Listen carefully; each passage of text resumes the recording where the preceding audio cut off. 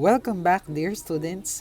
This is Sir Carl Nico G. de la Cruz, and I want to welcome you with our second module, Philippine Artists and Their Contributions to Contemporary Art.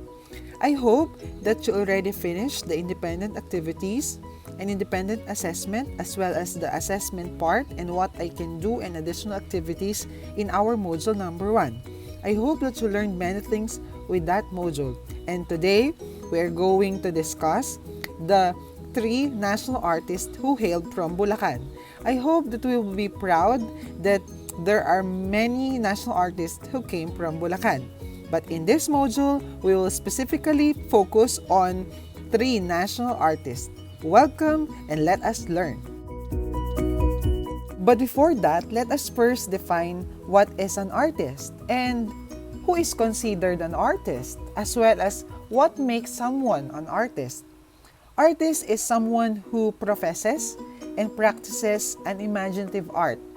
He is also or she is also a person who produces works in any of the arts that are primarily subject to aesthetic criteria.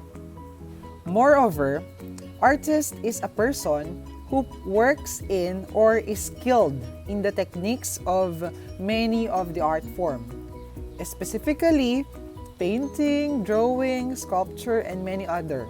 He is also a person who does anything very well with imagination and a feeling of form, effect, and emotional power to the audience or anyone who will be seeing his or her artwork. Last week, I saw a post from Inquirer.net about an artist from Bocaue Province who is turning ocean trash into intricate works of art. Actually, as a contemporary artist, that is the cause and the meaning of an artwork. We are not just making the world aesthetically pleasing, but we are making the world a more better place, a safer place, and he is turning this ocean trash into an artwork. That is one of the elements and principles of contemporary art that will be discussed next lesson. I hope that we are not just making art or performing an art just to impress other people, but to help also other people and to help our nature. Before we discuss the 3 national artists who hailed from Bulacan, let us first define what is a national artist. National artist, in a bigger picture, is someone who embodies the nation, contributing to nationhood through a critically acclaimed, significant body of work. The Order of the National Artists of the Philippines, or in Tagalog, Orden ng mga Pambansang Alagad ng Sining ng Pilipinas, is an order bestowed by the Philippines on Filipinos who have made significant contributions to the development of Philippine art. Members of the order are known as national artists. It is originally instituted as an award. It is elevated to the status of an order in 2003. Before I go with the discussion, here are some of my questions. Do you think it is important to recognize artistic individuals? Why do you think it is important? The order is administered by the Cultural Center of the Philippines by virtue of President Ferdinand Marcos Proclamation number 1001 of April 27, 1972, and the National Commission for Culture and the Arts. The first award was posthumously conferred on Filipino painter Fernando Amorsolo. The question is, what does the award give? First, it gives the rank and the title of National Artist as proclaimed by the President of the Republic. Also, the National Artist Gold-Plated Medallion minted by the Bangko Sentral ng Pilipinas, BSP, as like what you can see in our slide presentation. The gold-plated medallion has 3 unique features. First is the grand collar, which represents the arts. Second is the medallion, which commemorates the sun and the colors of the Philippine flag, as well as three letters, 3K, which stands for katotohanan, kabutihan, kagandahan, or in English, the true, the good, and the beautiful. Another is a lifetime material and physical benefits, comparable in value to those who received the highest officers of the land, such as the following: a minimum cash award of 200,000 pesos, net of taxes for living awardees, and a minimum cash award of 150,000 pesos, net of taxes for posthumous awardees, payable to their heirs. It is also giving a minimum lifetime personal monthly stipend of 30,000 pesos, life insurance, a state funeral, and a place of honor in line with the state functions, national commemoration ceremonies, and all other cultural presentations. I want to share this quotation from Cesar A. Cruz, which states that art must comfort the disturbed and disturb the comfortable. Take time to contemplate on this quotation. Thank you. At this module, we are going to discuss 3 national artists who hailed from Bulacan. Our province is noted as a land of heroes, beautiful women, progressive cooperatives, small and medium-scale industries, but take note, it is also known for excellent craftsmanship in making jewelry, leather craft, buntal hats, pyrotechnics, bone-in land furniture, and garments. And at this lesson, we must be proud of our province with the national artist from Bulacan. The first national artist is Antonino R. Buenaventura. He was born in a family of musicians at Baliuag, Bulacan. He became a national artist of the Philippines for music on 1988.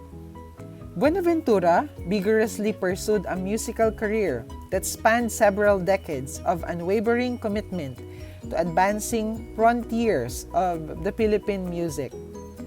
Some of his notable artwork are the following: Minuet, 1937, Pandanggo sa Ilaw, 1936, Echoes from the Philippines, Varations and Fugere, as well as Greetings. He composed songs for solo instruments as well as symphonic or orchestral works based on folk songs on various Philippine ethnic groups. He was also a conductor, and he is the one who restored the Philippine Army Band to its former prestige as one of the finest military band in the world, making it the only band that could sound like a symphony orchestra.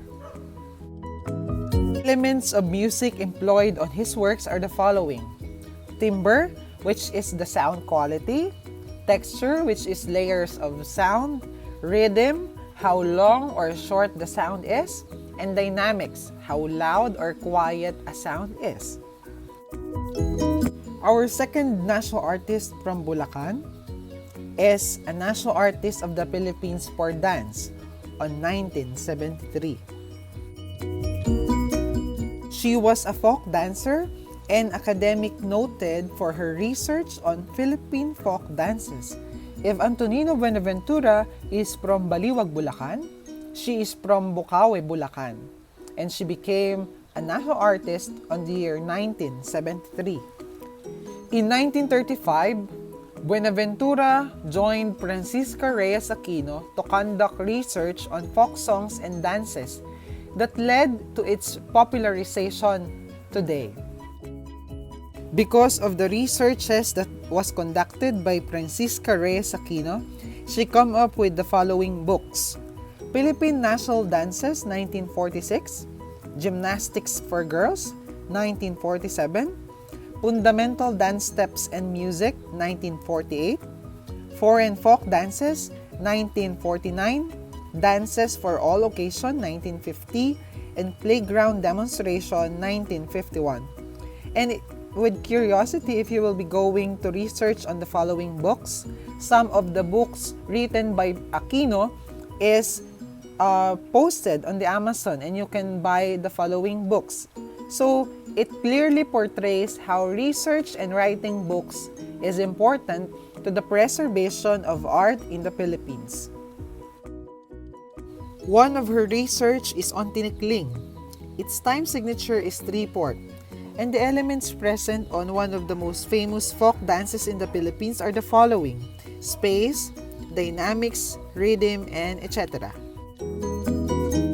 The third national artist in our module number 2 is none other than a national artist for sculpture.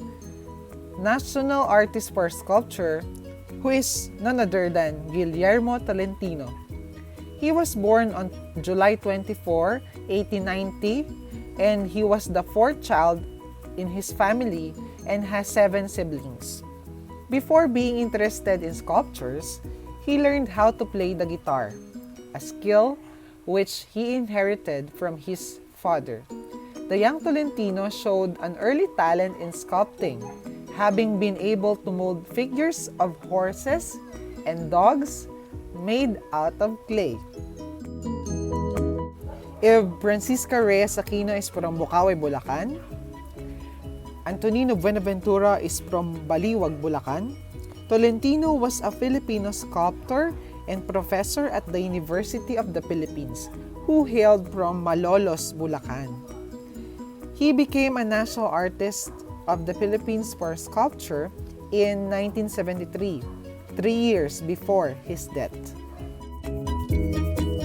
Formal elements present on his works are the following: the emphasis, variety, unity, balance, pattern, rhythm, contrast, harmony, and proportion, as well as sensory elements such as color, value, lines, texture, tint, and shape. Along with 13 artists, Tolentino joined a contest in 1930 to design the Bonifacio Monument. Surprisingly, instead of basing his statues on printed materials, he interviewed people who participated in the Philippine Revolution to get reliable information and first-hand information. Tolentino's entry, like what you can see in the picture, was the one who won first place and was given a cash prize of 3,000 pesos. In 1935, Rafael Palma, the president of the University of the Philippines that time, commissioned Tolentino to sculpt the Oblation, a statue based on the second stanza of Jose Rizal's Mi Ultimo Adios. Tolentino used concrete to create the statue but was painted to like bronze. The statue's model was Anastasio Caido, his assistant, whose physique was combined with the proportion of Virgilio Raimundo, his brother-in-law.